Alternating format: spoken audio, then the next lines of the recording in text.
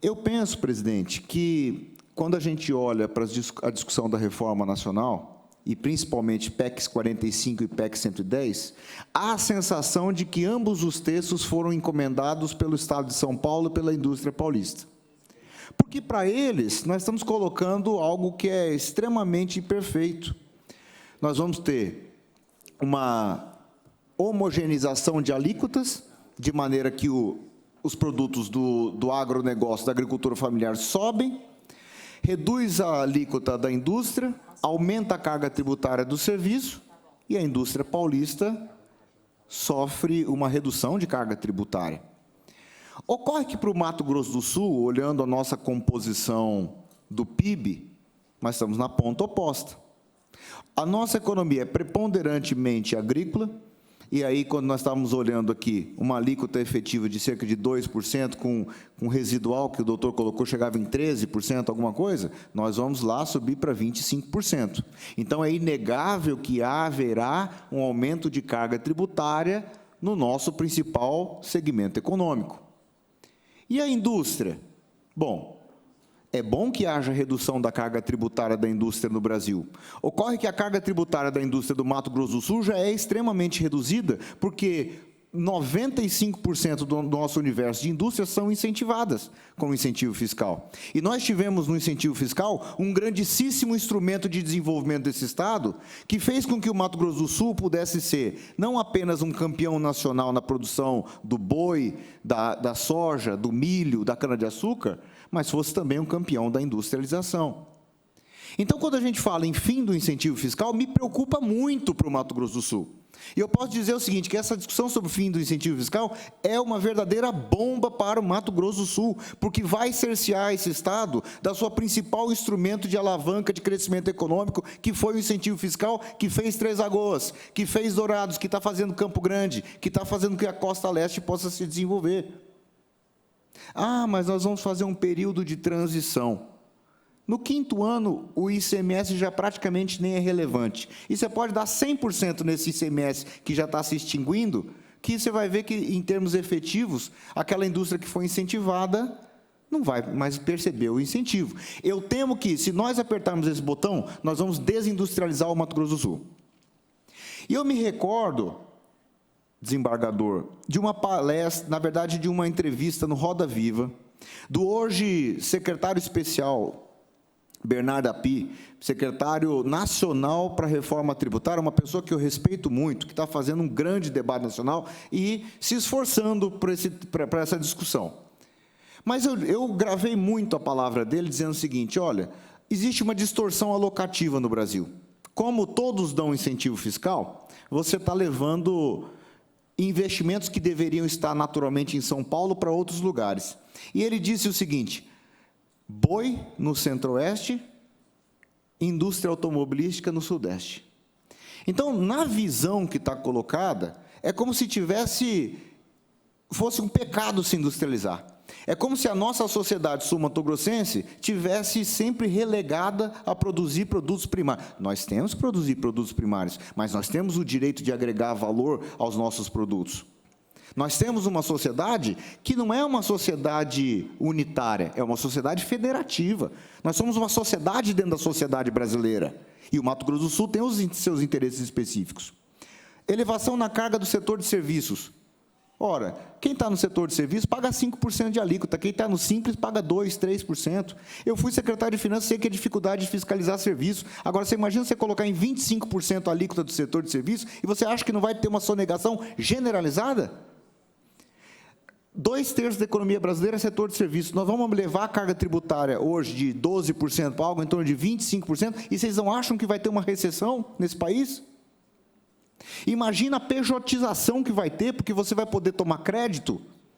Ah, mas o ISS não pode tomar crédito. Por que será? Para prevenir justamente a geração de créditos. Ao invés de você ter uma escola onde você contrata o professor, agora você vai obrigar o seu professor a ser um MEI. Por quê? Porque aí ele vai poder dar crédito e você vai poder reduzir sua carga tributária. Vai ter pejotização, vai ter problema na Previdência. Fora que, imagine o impacto no setor, na classe média, quando você colocar em 25%, esse novo IBS, incidente sobre mensalidade escolar. Agora, vocês imaginam 25% em cima de plano de saúde. Vocês acham que não vai dar problema? Imaginem o impacto distributivo que você colocar em 25%, o IBS em cima dos produtos da cesta básica, que hoje está em cor de 4%, 5%.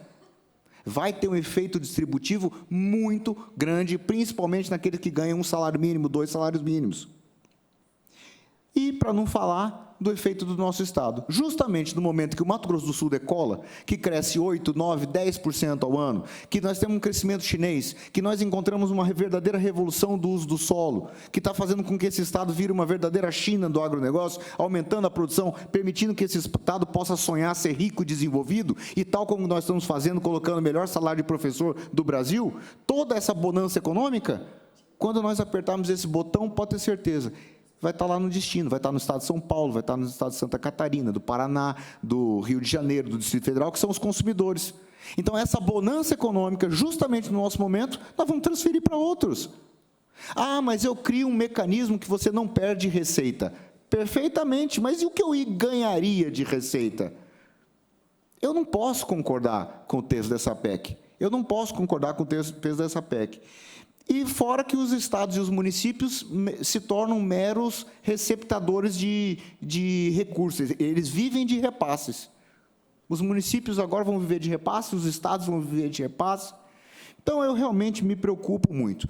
Agora, ainda bem que existem outras propostas também, tá? Que eu acho que nós podemos, eu quero dizer o seguinte, nesse debate, nós temos que olhar a discussão e fazer assim, o ótimo é inimigo do bom. O ótimo é inimigo do bom. Existem propostas que nós podemos colocar em funcionamento, colocar em marcha, para já, imediatamente, fazer esse país crescer. Ah, e lembrei de outro assunto. Nós temos a discussão, doutora Ana Carolina, imaginem a transição, que eles estão colocando de 5 ou 7 anos, do IBS para extinguindo os impostos atuais e o IBS nascendo. Quer dizer, o IBS nasce pequenininho, vai crescendo, e os atuais são grandes, vão ficando menores. Vocês imaginem o que vai ser 7 anos ou 10 anos de 2 sistemas tributários rodando em paralelo. Imaginem o litígio que há de surgir, que os advogados tributaristas são especialistas em encontrar problemas, quando nós tivermos dois sistemas tributários em paralelo. Então, eu temo que nós vamos ter uma nova década perdida.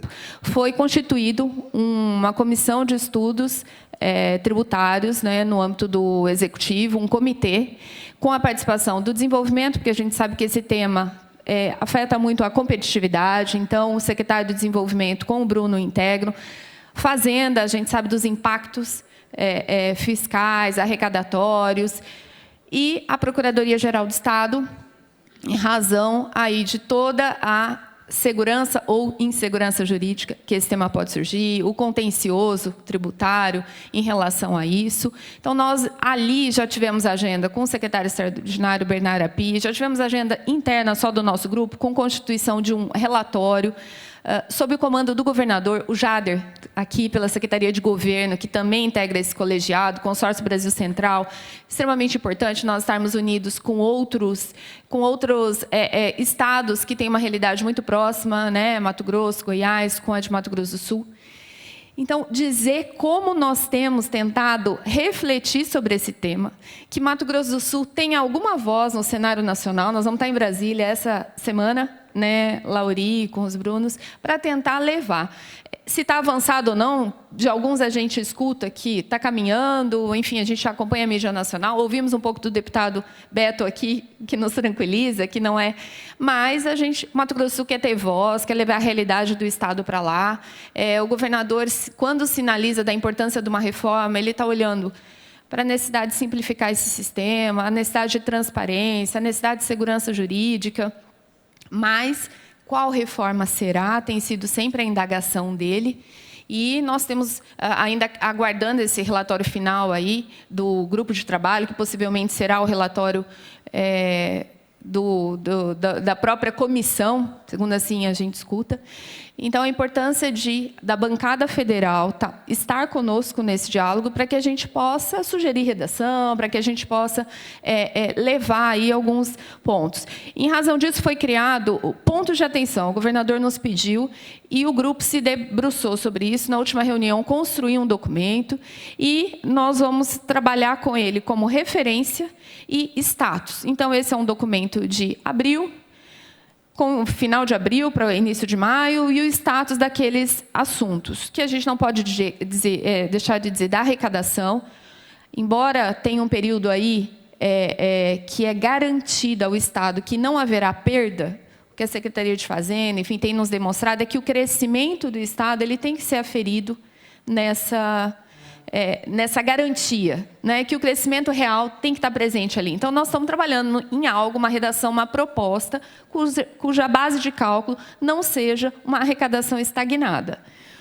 O Fundo de Desenvolvimento Regional é outro importante instrumento para a gente levar algumas sugestões de como infraestrutura, enfim, de outros investimentos ou algumas políticas para a normatização desse Fundo de Desenvolvimento Regional. O contencioso, sim, deputado, nos preocupa 2 sistemas vigentes durante um longo período.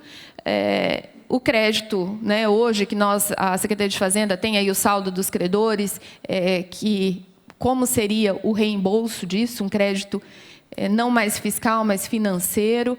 Então, dizer que isso tudo está no radar do Poder Executivo, por todos esses atores, e nós estamos levando a interlocução. E colocar à disposição. Esse grupo de trabalho permite que haja convidados, que, dependendo, as nossas reuniões são contínuas, nós podemos trazer aí representante dos municípios, de alguns setores, para que nós possamos internalizar aí essas contribuições no âmbito desse colegiado. E colocar aí também a nossa preocupação com o sistema atual, deputado, também não nos atende. Nós estamos vivenciando aqui uma Lei Complementar 194, que a Constituição diz que o tributo é estadual, que o ICMS, quem detém a competência é o Estado, mas nós acordamos da noite para o dia com uma redução nas nossas alíquotas em tributos que são essenciais, né, assim ditos. Sem nenhuma programação orçamentária e financeira, em último ano de término de mandato. Então, também trazer a reflexão, a insegurança que nós já vivemos hoje. Tá? E agradecer e me colocar à disposição através da Procuradoria-Geral do Estado. Muito obrigada.